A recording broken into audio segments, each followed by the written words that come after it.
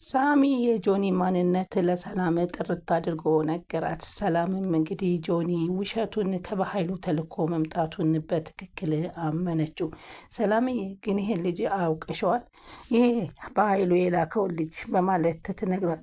አዎ ምን አየህበት? በማለት ስትጠይቀው አይ ይላል። እኔ ግን በትክክል ምንም ነገር አላየሁበትም፣ ግን የበኃይሉ ልጅ እንዳልሆነ እርግጠኛ ነኝ አላት። በኃይሉ ከመቼ ወዲህ ነው ልጅ ያለው ስትል፣ ይህ ሰይጣን ሴታ ሴት ሊያሳምናት ነው እያለ ተደብቆ ከበር ላይ ተለጥፎ ያዳምጥ። አየህ አንተ ራሱን ማታውቀው ታሪክ አለ። ይህ ነገር ከኔና ከበኃይሉ ያለፈ ነገር የለም። በኃይሉ ልጅ አለው። በእርግጥ የሚያኮራ አይደለም። ሚስቱ እርጉዝ እያለች ነበረ ጥሏት ሄዱ። አይ እኔ ግን አላማረኝም። በፍጹም በኃይሉ ሆን ብሎ የሚያደርገው ነገር ነው። ወይኔ ይህ ሰውዬ ሚስጥሩን ሁሉ ነገራት እያለ ተለጥፎ አሁንም ጆን እያዳምጥ ነበር። አይ ሳሚ በኃይሉን ጭራሽ አንተ አታውቀውም አለችው። ግን እንደሱ አያደርግም ብለሽ ነው? ያለ ያደርግ ይችላል። ስለዚህ መጠርጠር አለብን። እኔ እንደውም ሳስበው ሆን ብሎ የላከው ነው የሚመስለኝ። እንዴት ሳሚ? ይኸውልሽ ሰላምዬ ከበኃይሉ ጋር ብዙ አብረን ሰርተናል። እንዴት እንደሚያስብና እንዴት እንደሚያደርግ ጠንቅቄ ያውቀዋለሁ። ከአንቺ ትንሽ እኔ ይሻላለሁ ይላት። አልገባኝም፣ በደንብ አብራራልኝ እስኪ ስትል ትጠይቀዋለች። በቀላሉ ላስረዳሽ፣ የእሱና የልጁ ነገር ማንም ውሸት ነው። ስለዚህ የሆነ ልጄ ነው ብለህ ግባ ብሎ አሳምኖት ነው። ስለዚህ ይህን ነገር አንቺ አምነሽ እንደምትቀበይ ስለሚያውቅ ብንጠነቀቅ ጥሩ ነው። እንዴ ጭራሹ ሙሉን ታሪኬን ነገረው እያል እንዴ ይህ ታሪኬን የሚያውቅ እኮ ነው የሚመስለው። ይህ ሰው ግን ማን ነው እንዴ? ለምንድን ነው? አዎ ሳሚ ልክ እኮን ትችላለህ አለች ሰላም። እሱ ግን ምን ሊያደርግ ይችላል? አመንሽው ይላል ውጭ ሆኖ። ጭራሽ ሁሉን ነገር ይነግራታል ይላል። በኃይሉ እንዴት ልጄ ነው በኃይሉ ላይ ነው ስታለቅስ አልነበረ ይላል። እኔ የማልደብቅሽ ነገር እህቴ ነው የሚልሽ ሰውዬ አይረባሽም። ብዙም ትኩረት ሳታደርጊበት በበኃይሉ ይላታል። ከዛም ከጆን ጋር ቁጭ ብላ የእናቴ ሀብል ነው ብሎ አውጥቶ እናቴ በህመም ተሰቃይታ ሞተች፣ ይህ የመጨረሻ ቀን የሰጠችኝ ሀብል ነው እያለ ሲላትና ሰላም ስታለቅስ የነበረውን አስታወሰች። ግን እኮ እጁ ላይ የእናቱን ሀብል አይቻለሁ አለችው። የእናቴ ብቸኛ ማስታወሻው እሱ ነው አለችው። አዎ ልክ ነሽ። አሁን ጥሩ ይላል ጆን ከውጭ ሆኖ። አይ ሳሚ ዝም ብለን ነው የምትጠራጠረው፣ እሱ የእሱ ልጅ ነው ትለዋለች። አንቺ ዝም ብለሽ ነው፣ ሀብሉ ሊሰጠው አይችልም እንዴት አዳሱ ይላታል። ሰላም ምን ነካሽ?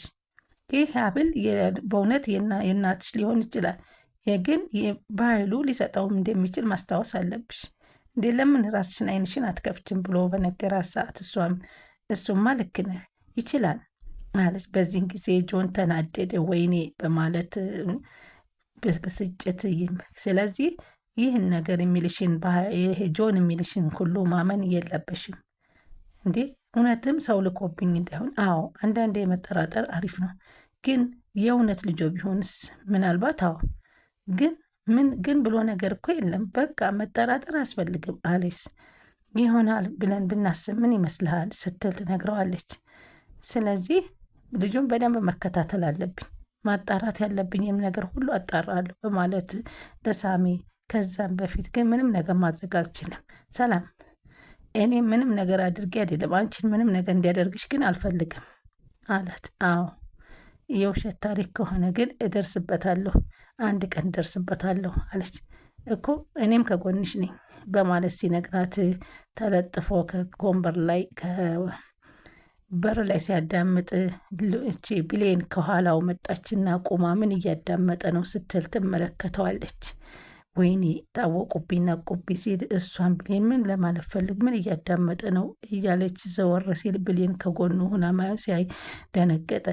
እሷ ሳሚን በጣም አመሰግነች። የሆነ ጥሩ ሰው ነህ፣ አሁን ግድ የለሽም እውነቱን አውጥቼን ያሳይሻለሁ፣ ሰውየው እንደውም ያየሁበትን ቦታ አለ በማለት ይነግራታል። በዚህን ጊዜ ሰላምም በጣም ትደሰታለች። ስለዚህ ሰላም አሁን ሁሉንም ታሪክ የጆን ውሸተኛ ታሪኩን አውቃበታል። እባክህ አለው በኃይሉ፣ አንዳንድ ነገሮችን ተጠንቅቀህ አድርግ እንዳይጠረጥር ስለ ሁሉም ነገር አስረዳታለሁ። እሺ ጋሼ አለው። ከሱ ጋርና ከሰላም ጋር በደንብ አድርቀህ ረግጠህ ያዛቸው አለው። እሺ ሁሉን ነገር ካደረግ ዛሬ ሁሉን ነገር የማድረግ ስልጣን ይኖርሃል አለው በኃይሉ። ከዛ በኋላ ሶስቱንም ትገላቸዋለህ በማለት ሲነግረው እሺ እነግርሃለሁኝ አታሳስብ፣ አዎ የኔ ልጅ ጎበዝ፣ በጉልበት ሳይሆን በጭንቅላት ስራ በማለት ያበረታተዋል። እሱም እሺ በማለት ነገሮችን ሲያደግ ዳግም ከኋላ በሩ ቤት ውስጥ ወጣ ብሎ ሲመጣ ደግሞ ስልክ እያወራ ሲያዩ አሎ አሎ እያለው በኃይሉ ማቋረጠው ስልኩን። ምን ሆኖ ነው ለምን አያናግረኝም ሲል ዳግም ደግሞ ይሄ ከየት መጣ ብሎ ጆንን መጥቶ ፊት ለፊቱ ፍጥጥ አለበት። ጆንም ተደናገጠ። ደግሞ ይሄ ማን ነው አለና አይኑን አፍጥጦ ዳግምን መመልከት ጀመረ። ጭራሽን የእህት ሊኔ ማለት የመጣው ጆንን ዳግምን ሲናገረው አንተ ምን ነው ሰው መጥቶብህ ነው እንዳታናገረኝ ለምን ዝም አልክ እያለ ሲለው እሱም ዳግም ፍጥጥ ብሎ መመልከት ጀመረ። ከዛም በፊት ብሌንን በቢላዋ ለመውጋት አስቦ ወደ ኪችን ሲሄድ ከኋላው ሳሚ ተከታትሎ እንዳነቀው፣ ከዛም በኋላ መንገዱ የመጸዳጃ ቤቱ ጠፍቶት ሊጠይቅ እንደሆነ ለማስመሰል ቢላዋውን ወደ ኪሱ ነበረ የከተተው። ሆኖም ግን ሳሚ ተጠራጥሮ ስለነበረ አንቆ አንገቱን ምን ልታደርግ እውነት መጸዳጃ ቤት ጠፍቶህ ነው ወይ በማለት ነበረ ሲያናዝዘው የነበረው። ሰላም ውድ ቻናል የተከታታዮች ሰላማችሁ በያላችሁበት ይብዛ። ቻናላችን አዲስ የሆናችሁ ሰብስክራይብ እያደረጋችሁ አበረታቱን። የምታበረታቱን ከልብ ከልብ እናመሰግናለን። አደራ ቀጣይ ፓርቲ ይዘንላችሁ መጥተናል። በዚህ ፓርቲ እንግዲህ ጆንን ሳሚ ስለ ሰላም ሁሉን ነገር ነግሮ እንድትጠራጠረውና እንድትከታተለው አድርጎ ሰላምም እውነትን የበኃይሉ ሴራ መሆኑን የደረሰችበት ነው። በዚህን ጊዜ እንግዲህ ዕቃ እያጠበች ኪችን ላይ ገብቶ እሷን ለማነቅ ሲል ከኋላ ሂዶ አነቀው። ኧረ እባክህ ትከሻዬን ለምንድን ነው ያዝከኝ? በሌባ መሰልኩ እንዴ አለው። አይ ታዲያ አንተ ሳሚ ልቀቀው አለች ብሌን። የሆነ ነገርማ አለ የማውቀው ቦታም አለ እኔን አላወቀኝም ማለት ነው ብሎ ሳሚ አንገቱን ይዞ አነቀው። ምንም ነገር ልታደርግ እንዳትሞክር ልቀቀው እንጂ ትላለች ብሌን። ሌባ እኮ መሰለኝ በአክስቴ ቤት ደግሞ ሌባ እኮ ነው ጃኬቴን ያነቀኝ። አንተ ማን ስለሆንክ ነው? ማን አባትህ ስለሆንክ ነው? በአክስቴ ቤት የሆነ ቦታ አውቃለሁ፣ የት እንደሆነ ግን አላውቅም። አንድ ቀን ትዝ ሊለኝ ይችላል በማለት ይነግራታል። ከዛም ጥሩ ቦታ እንዳልሆነ ያየሁ ቦታም አስታውሳለሁ አለው። ከዛም ሳሚ ምን ማድረግ ነው አለች ብሌን። አንቺ የማታውቂው ነገር አለ እንዴ? ምንም ያደረግከው ነገር አልገባኝም። ምንም አላደረግኩም። ልጁን እኮ እንደ ሌባ ይዘህ አንቀህ ስታወራው ነው። እንደ ሌባ አላየሁትም። አርገኸዋል። ሁኔታ እኮ እጅ ከፍንጅ የተያዘ ሌባ ነው የመሰለው አለች። አየሽ ብሌን፣ እሱን እንዲታስብ የሚሆነውን ነገር እኔ እንደሱ ሌባ አላየሁትም። አንቺ ከውስጥ ሆነሽ እሱ እዚህ ቆሞ አንቺን ሲከታተልሽ ነበር አለ። ልክ ከሆነ ታዲያ ግን እኔ እያለሁ እንዴት ምን ሄደ? በዚህ ቤት ውስጥ ማነው የሆነ ነገር እንዳሰበ ስለሚያውቅ ነው ሰውነቱን ወደ ሌብነት የቀየረው። አንቺ ግን ሌባ እንደሆነ አስቤ ከሆነ ተሳስተሻል። የሆነ ተልኮ ይዞ እዚህ ቤት የገባ ይመስለኛል። ሳሚ የማይሆን ነገር እንዳታደርግ በደንብ አስተውልሻል። የሚያደርገውና የሚናገረውን ንግግር ተከታታይ ውስኪ እና ይህ ምንም ነገር ያለውን ብለሽ ታስቢያለሽ? እሱም መጀመሪያ እኔ አልጣመኝም ማለች ብሌን። ይህንን ልጅ ብሌን በኃይሉ እንደላከው ማወቅ አለብን። ለሁላችንም በጣም አደጋ ነው። እሺ ሳሚ፣ አንቺ ለማንኛውም ራስሽን ተከላከይ። እኔ ለአንቺ እንደምትጨነቂልኝ እኔም ለአንቺ መጨነቂ አይቀርም አላት። አመሰግናለሁ ሳሚ በማለት እሷም ስታመሰግነው ከዛ ተሳሳሙና እያያዙ እንዳሉ ዳግም ደግሞ ድንገት ሲመጣ ከዳግም ጋር ደግሞ ሳሚ ይሄ ማን ነው ጆን ይፋጠጣል። ጭራሽ በገዛ ቤቴ ነው ወይ እየተባባሉ እርስ በርሳቸው መነጋገር ጀመሩ። ከዛም አንተ ማነህ በማለት ስጠይቀው አንተ ማነህ መጀመሪያ? እንዴ እኔ እኮ የአክስቴ ቤት ነው።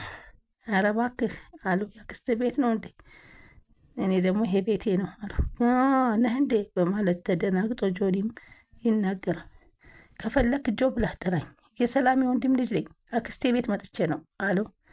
የሰላሜ ወንድም ልጅ? የማንኛው ወንድም ነው አለ። አንተ ማን ልበል? ዳግም እባላለሁ። ዳግም ስላወቅኩ ደስ ብሎኛል ብሎ እጁን ሲዘረጋበት ግን እሱ ግን እጁን ሰላምታ ዳግም አልሰጠውም ነበር። በዚህ ጊዜ ጆን ተናዶ እጁን አጠፈ። ከረበሽኩ ይቅርታ፣ ሰው ያለ ስላልመሰለኝ ነው አለ። ምንም አይደለም፣ የቻልከውን ነገር ራቅ ብለህ ተመልከት። እሺ አለና ጆን በዳግምም እንደተከበበ አወቀው። ዳግምንና ሳሚን እንዴት ብሎ ማምለጥ እንደሚችል ግራ ተጋባው። እንዴ ደግሞ ምን ሊያደርግ ጊዜ መጣው አለ ዳግም። ስለማን ነው እያወራ የነበረው? በስልክ መስማት ማዳመጥ ነበረብኝ፣ ተሳሳትኩ ይላል። ምክንያቱም እኔ ስመጣ ነው ያቋረጠው። ስለሆነ ተልኮ እያናገረ ሊሆን ይችላል። ስልኩ እኮ አልተዘጋም። እሱ እኮ ይዞት ስልኩ ጩኸቱ ይሰማ ነበር። የማን እንደሆነ ማዳመጥ ነበረብኝ ይላል። ሳሚ ወደ ኪችን ሄዶ እንግዲህ ብሌን ምግብ ክፍል እያዘጋጀች ብሌን ይላታል። ሳሚ አሁን ግባ፣ ቆስልህን እንዳያምህ እረፍት ማድረግ አለብህ አለችው። እኮ ግባ ሂድ። እሺ እኮ አልኩሽ ገባለሁ። አንተ ትንሽ ባይሽ ትሞቻለሽ። አይተኸኝ አታውቅም እንደ ዛሬ ምን ተፈጠረ? ባይሽ አልጠግብሽም እኮ ሁሌም አዲስ ነገር ትሆኝብኛለሽ። አሁን ሳይሽ ልክ እንደ መጀመሪያ እንዳየሁሽ ትሆኝብኛለሽ። ታውቂያለሽ እኔ አንቺ የምወድሽ ከአንቺ በላይ ፈልጌ አይደለም። ስለዚህ ዝም ብለሽ ደግሞ አትየኝ አትበኝ። ሳሚ እባክህ እንደዚህ አትበል። እንደምትወደኝ ስትነግረኝ ራስ ወዳድነትን ይሰማኛል። ብሌን አንቺ ራስ ወዳድነት አለሽ ለኝ እንጂ የራስ ወዳድ በሆን እኮ አብሬ ሆናለሁ፣ ጭራሹን እተዋሃለሁ። እኔ ግን ሁለቱንም ማድረግ አልቻልኩም። አብሬ መኖርም አልችልም አንተ ጋር የምን እንደው ታውቃለህ አለችው። በመሀል የአንድ ነገር ከተፈጠረ ችግር ነው። እኔ አልሰቃይም፣ በጣም ሰላማዊ ነኝ። የእውነትን ሰላም ነህ አለችው። አዎ ሰላም ነኝ። ስለ ዳግም ስወራ ከእሱ ጋር ስሆን ምንም ስሜት አይሰማም። አልዋሽሽም፣ ትንሽ ይደብረኛል፣ ግን አሁን ለምጄዋለሁ። ደግሞ ከአንቺ ጋር በመሆኔ ከማገኘው ደስታ አንጻር ሳየው የዳግም ከአንቺ መሆን ምንም አይሰማኝም። ግን አሁን ለጊዜው ተጣልተናል፣ ግን መታረቃችን አይቀርም። ስለዚህ አንተ ይህን ነገር ክፍተት እንዳትጠቀምበት እፈልጋለሁ አለችው። ለዳግም ይቅርታ ማድረግ የለብሽም፣ ትንሽ ጊዜ መቀጣት አለበት አላት። ይቅርታ ካደረግሽለት ደግሞ ቶሎ እንትን እኔ እንጃ አላቅም፣ ብቻ በዚህ ሰዓት ያንተ ውለታ ብዙ ሆነብኝ። ለዳግም ይቅርታ ባደርግለት ትፈልጋለህ? እኔ እንጃ አላቅም፣ ግን ደግሞ እስካሁን ተበሳጭቶብኛል። በቀላል ይቅርታ የሚለኝ አይመስለኝም አለችው።